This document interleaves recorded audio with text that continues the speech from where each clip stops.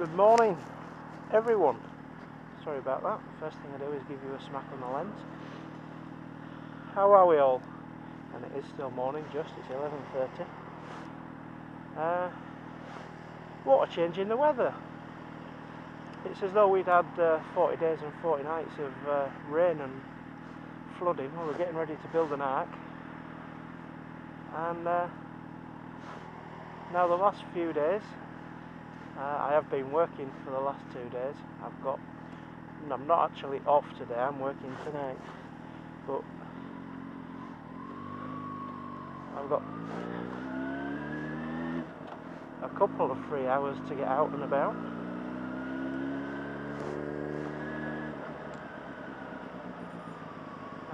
So I thought I'd come out on the bike. As you can tell, it's no longer a Canon Ixus digital camera used to take videos. I'm now on the Drift HD. It's on my helmet, and hopefully you can hear me. I've got the microphone inside the padding. Hopefully that's working. I've done a couple of, I did about 10 test videos with it before I got the camera. I went out and did 4 or 5 videos at night with no camera, and the night filming qualities weren't brilliant, I'll be honest. I switched the drift into night mode, which I assume adjusts the exposure, lets more light in so that you're getting some kind of picture and not all dark. But it was very grainy, very low quality picture, and I had no audio to go with it. It was recording from the internal mic on the drift. So now I've installed and located the microphone. I thought I would try that. I tried that again the other day, Friday of last week, and again just to test. I mean, I went out on the night videos and filmed, and they were not worth posting, so I didn't post them. But they helped me work out the angle for the drift. Hopefully that's somewhere near now. We're still testing, so if it's not right, then forgive me, it will be.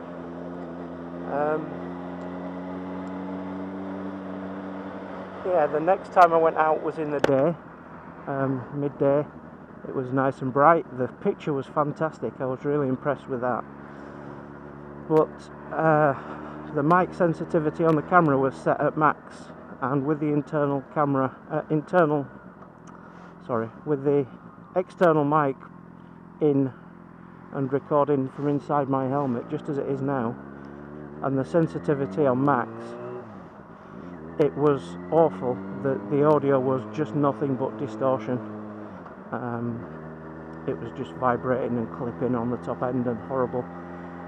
So the sound was no good. Now, thinking about it in hindsight, what I should have done maybe is post those and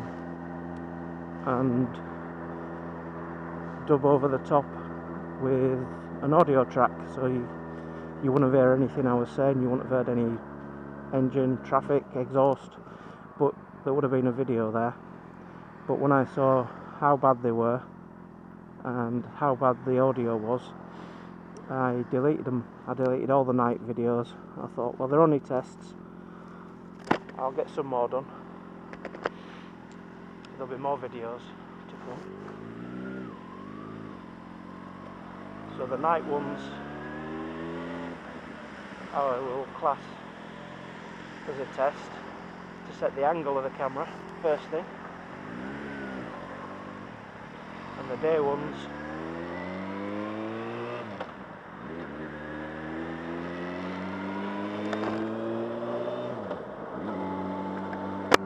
The day ones I'll use as a test for the microphone. So, tests. I'm still testing now. This is the first potential one that might go up. So, I did do about half an hour of filming on Friday last week, and that's all been binned. I've deleted those. So, I've already been over a lot of what I'm going to do today. And I thought what I'd do today first, I'm going to go fill up with fuel. So I won't start rambling just yet. And anybody who knows me already realises I'm going to ramble aimlessly. Anybody who doesn't, you'll work it out soon enough. Ramble, waffle, meander. But I noticed a lot of other people, it's not just me, you know who you are. Vloggers already that I subscribe to and watch, how easy it is to be distracted, wander off topic. I mean, really, most of our attention should be on the road anyway. All of our attention should be on the road anyway.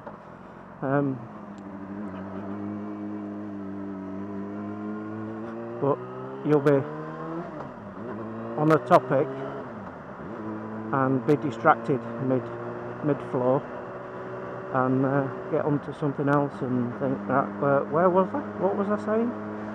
What was I talking about?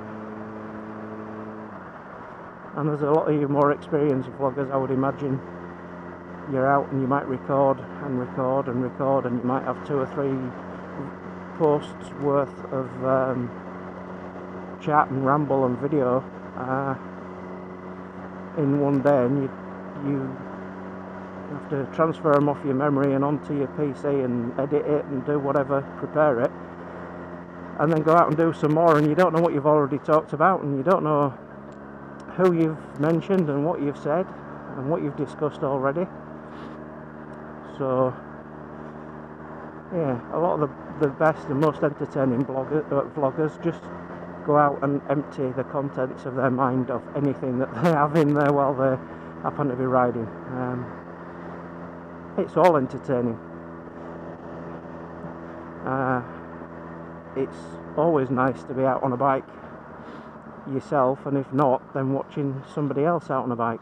Why not? Why do you watch? Well, for me, why do you watch motorsport?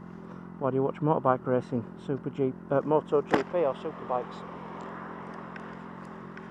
Because when you're not out on your bike, you want to be watching other people out on their bike. That's my theory anyway. There you go. So, I will do a couple of mentions. First vlog, and credit is due to some people. Lots of people actually, let's not make it sound like it's not due to others. It's due to certain people I would like to mention first off.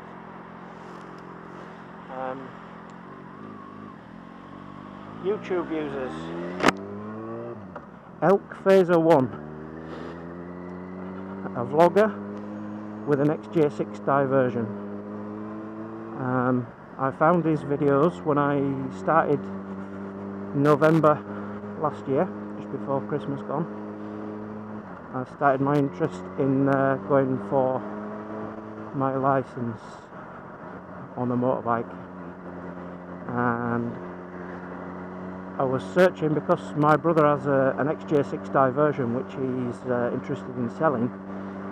I started first off searching YouTube for XJ6 diversion videos, and I found Elk Phaser 1 through an XJ6 diversion search.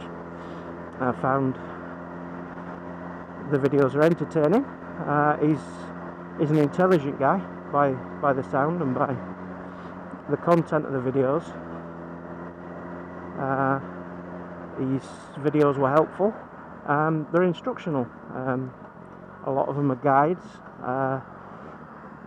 A lot of motorbike riding is difficult to explain, I suppose, because it's natural. When you've been doing it so long, it's just second nature. The way that driving a car becomes I found. I've been driving a car for 20 years. Driving a car is second nature. Certain things on a bike you have to learn. Well, everything on a bike you have to learn. But certain techniques and things that you do in your own riding are difficult to explain. But if you explain them in the way that Elk Phaser 1 does, he tends to explain them as he's doing them. This is the way I would get around a corner, and there's a corner and I'm going to go around it a couple of times and show you what I mean. So instruction, verbal instruction and demonstration, you can't get it any clearer than that. It's helpful. So I watched and subscribed to Elk Phaser 1's videos, found those useful and helpful, and still keep an eye on anything that he posts. And I suppose most sensible people at the moment, I mean, you can see the ground at the moment today, frost everywhere, all over that grass. I know another YouTube user, that man from Yorkshire, I'm sure he was trying to show frost on one of his posts recently. Frost on the hills. It didn't show up that well. I don't know if mine will or not either. But it is freezing. It's cold. But the sun's out, the roads are clear, and I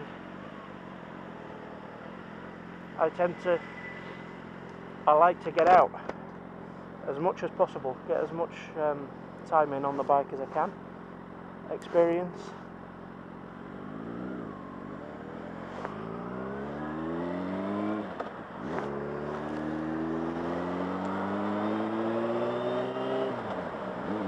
So I'm out, it's freezing. The pavements are still frosty, the gardens were still frosty, the garage was still frosty, the bike was fairly cold. There was quite a lot of steam coming off the engine, the radiator. When I started it up, when I first started it up, and it was still, you know, first turn, it must be coming off condensation build-up on the downpipes maybe, but coming from around the downpipes and the radiator, there was a lot of steam coming off. There's condensation all over the inside of the door on the garage. It is a cold day, cold day. I believe it is still around 0 or -1. But as I say, that's not stopping me. It might be not ideal for a lot of people, and a lot of people may be of the opinion if you don't need to take the bike out in weather like this, then you don't take the bike out in weather like this.